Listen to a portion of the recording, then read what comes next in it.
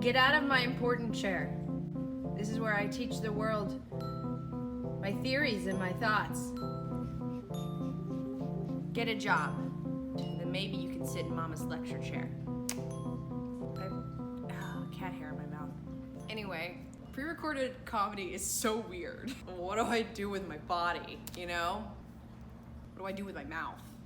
What do I do about the lack of laughter? I should have a button or pay a person to laugh at my bad jokes. Or to critique them, even. This will not be part of the video. I wish we could all be together, of course, but it's 2020, so we can't. This is the best we can all do, and I think that should be the official phrase of 2020, is that this is the best we can all do. I'm so honored to have been asked to be a part of today. Such a wonderful event.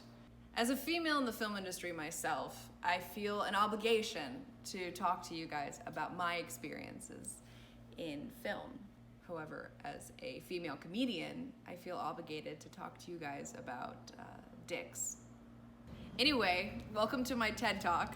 They're getting desperate, the TED guys over there. My name is Ariel, just like that needy, selfish, half-fish bitch. Or as you may know her, the Little Mermaid. We do have other things in common though, aside from just our name. That usually surprises people when I say that, but it is true. For instance, my best frenemy is also a sassy, vindictive drag queen with a smoker's cough. In a pinch, I have been known to brush my hair with a fork. And I too have given up my right to speak to seem more attractive to the opposite sex. One thing I do have on her though is my human vagina. I don't know what goes on down there, of course, because those pansies over at Disney refuse to show it, but all the times that I've thought about mermaid sex, and it is a lot. I never imagined that in any way it could be like satisfying for the female, you know? I think it goes something like this. It starts out, the human half has its needs met, right? The kissing and the cuddling and the fondling, above the tail, of course. But then like when it gets down to business, the fish side just like goes into autopilot. She just like poops out a sack of the slimy eggs and he just ejaculates into the water around them with all the emotion of a dead-eyed goldfish. She's waving it away from her hair, like trying to get it away from her face. I guess in that regard, we also have that in common. What I'm saying is that I'm like really proud of my name, and I think my parents did a really good job naming me. Something else about me, I got engaged 5 years ago.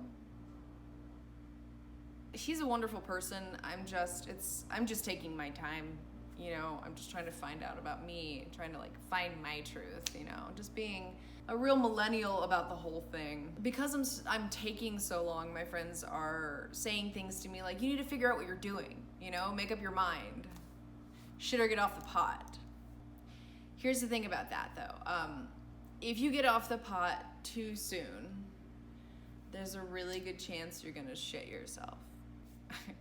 You don't know when it's gonna happen for you. Like, I can't predict something like that. Everybody's different. What I'm saying is that I'm emotionally constipated.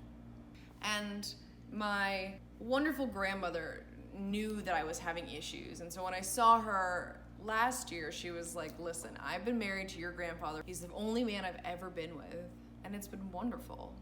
And she had said that she actually wrote a poem that she thought might help me make up my mind about the whole marriage thing.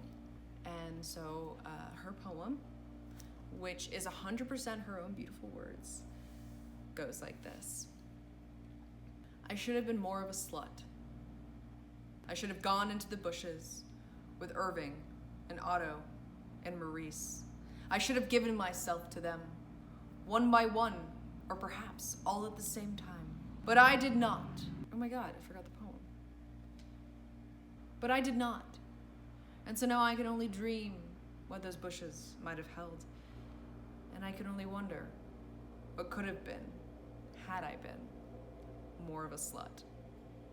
You know, clearly she left me with a lot to think about. There's a lot to unpack there. She did, however, impart the romantic notions of like eternity and forever upon me, because the image of her getting gangbanged by a bunch of old Jewish men in a hedge will be with me for the rest of my life.